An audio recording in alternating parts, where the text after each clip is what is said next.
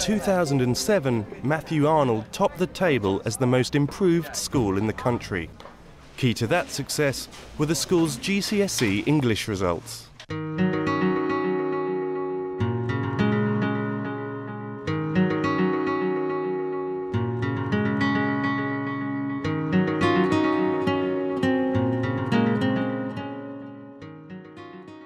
They didn't like me because I was different. They didn't like me because I had high expectations. They didn't like me because I'd stand over them while they wrote 2 to 3 sides. You know, I made my expectations clear right from the outset. I wanted the department to be a success. I felt it had a lot of potential. I just thought it needed to be reworked, reshuffled. So people were given responsibilities to make more of a team. The team worked together and restructured the delivery of the curriculum, making sure that we all teach the same thing at the same time, to be consistent and enable all kids to get the same education across every English lesson. And across the whole school, the new team now ensure English maintains a high profile.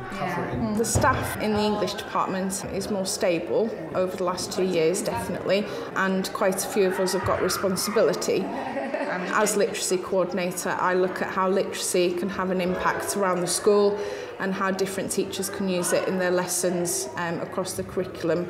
And again, it gives the students the knowledge that English skills can transfer to every subject in the school. One of Sherry's first acts was to choose a new syllabus. We changed it to AQA, which is a syllabus that most schools in the country do, Spec A. It's, you know, lively, upbeat, kids relate to it, the set texts are on issues that revolve around their own lives. So the kids were more engaged, more excited about learning about these things and responded so much better. What about where he says, the one where he said that, oh, you can't get away from me at school? Yeah, where is that? Where is that? That is in this chapter. That's just before they get married, isn't it? But Sherry Zann's most radical strategy was to enter a select group of 33 students a year early for their English GCSEs. We cream off about 33 kids at the end of year 8. They study their SATs in year 9, and when they finish their SATs in May, they start doing their GCSE coursework. And at the end of year 10, together with the rest of the year 11 group, they will sit their GCSE language and lit exams, and by the time they leave here in year 11, they would have left having studied an AS in literature as well. The impact that has had on the whole school in English has been immense. But first, Sherry had to convince the school. It met with quite a lot of resentment at first. People thought it wouldn't be possible. I showed them the data and, you know, the kids were up for it. And I said I'd do all the hard work, you know, it would all be on my neck, and they decided to support me and we went for it. Well, when we were in year 9, Miss Sam came in and she said, well, we're going to start doing coursework, the year 10 coursework. And we thought, well, this is sort of not usual. And she goes, oh, don't worry, it's all good. And then they said, oh, well, we'll do this GCSE a year early.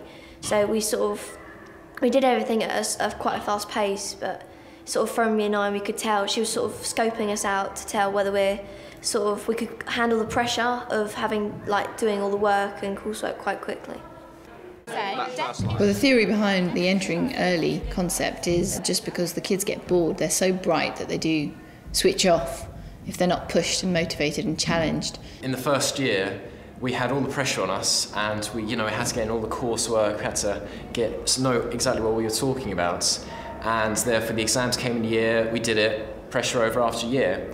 Whereas if it was over a space of 2 years, I think we just get more relaxed about it, we'd not do as much work. It's very emotive. The father talks very deeply about his son, and you create a sort of feeling of sympathy there. At the beginning, I felt like I didn't want to do it, and there was no point, I might as well take 2 years, but now I've done it and I've got my results, I feel a lot better. And the results across the board ensured that Sherry Zann's gamble had paid off.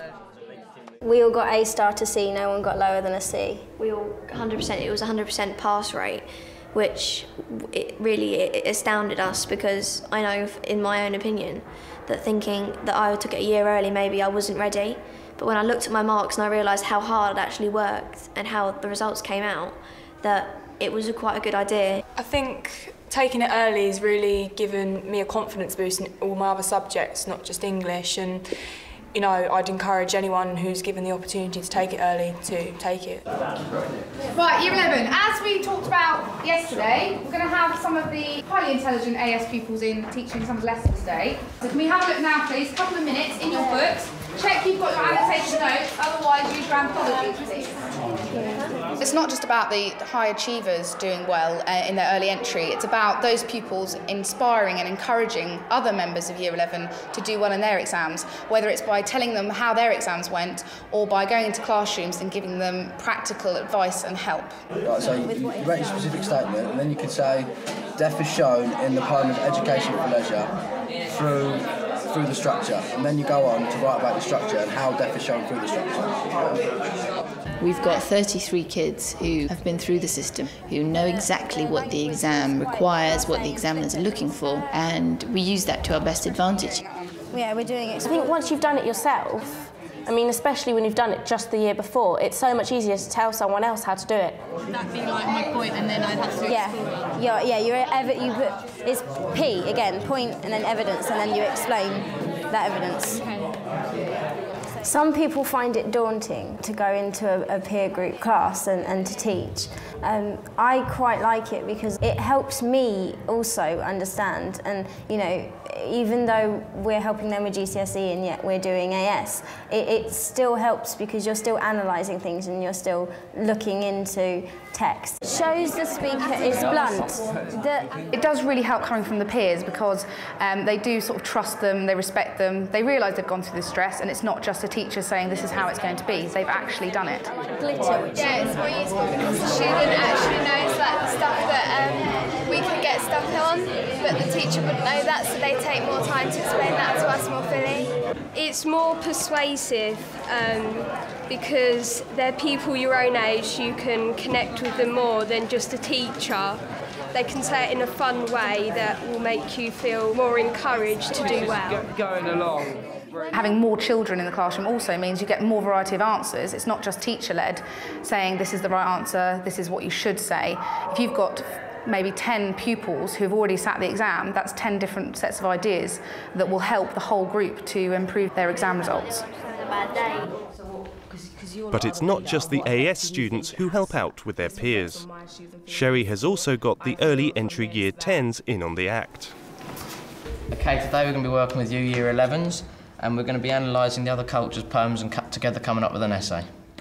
Helping kids out that are older than us was really scary, I really thought, because I always think that they obviously think they know better than us, or they may even think that we don't know a lot. So when you start doing it, everyone's a bit scared and shy, but as you carry on with it and help them more and more, everyone becomes more open with each other, and it's really good for them and us as well, because there's things that we maybe don't know that they could help us with. How do metaphors convey the culture in Hurricane Hits England?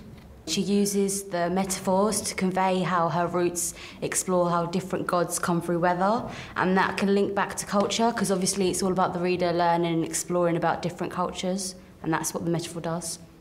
At first it felt a bit patronising, but whilst getting involved with the whole group, I found it a lot easier.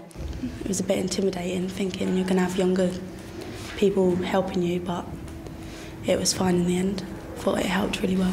Should we go on to write in the language section of the paper? Yeah. Okay.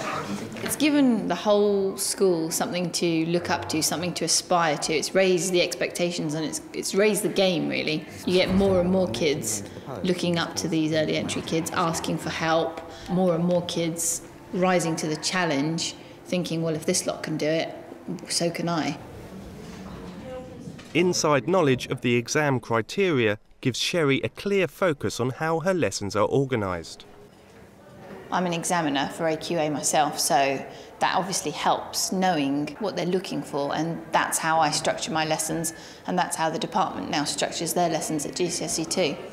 Right, so we've identified then that the essay structure for this particular essay, so the literature essay on set text, is broken up into a three-part essay. Introduction, in which you have a general statement, a specific statement, a link sentence into the main. You do your main section and you conclude with reference back to the title. Everyone got that? Yes.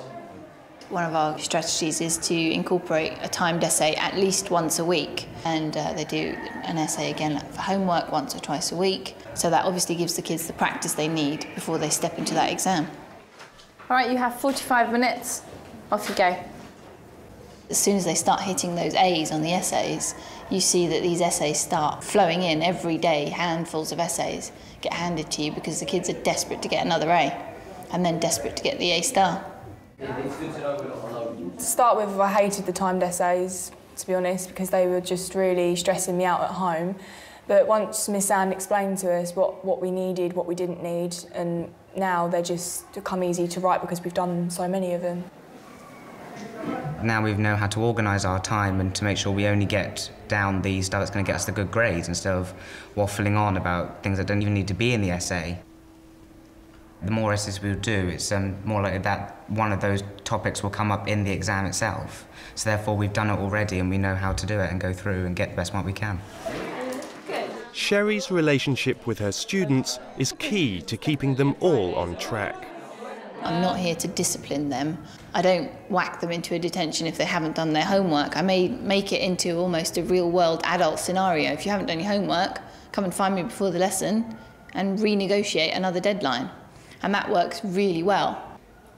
I think by doing that, you build up some kind of trust between the kids, and they understand that, you know, I don't set the homework to give myself more marking, I set the homework because it helps them. Lots of praise helps students keep their work rate up. I spend hours on my marking, and I've encouraged that across the department really, to make sure that the kids have something to read, a positive comment, an encouraging statement. The kids then are willing to spend hours slogging over their homework. But for Sherry, it's not just about producing children who can pass exams. We don't just teach them to write essays, we teach them to gain confidence, we teach them how to speak, become more articulate, the skills that they need in the real world. You've got to be human, you know, speak to them about normal issues. Kids relate to that and actually really appreciate a teacher's honesty, really appreciate to see that, you know, teachers are humans and we do have emotions, because then they relate to us on a different level.